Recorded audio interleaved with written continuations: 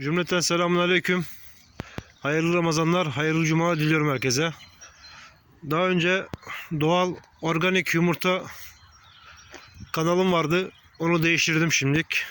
Doğal organik bahçem diye yaptım. Şöyle geride kalanları hepsini bir göstereyim size. Evet, kümesimden eser yok, tavuklarımdan eser yok. Evet, şöyle yapalım. Önce bir içine bakalım. Dur oğlum, dur babacığım. Dur oğlum, bana rahat bırak beni. Ay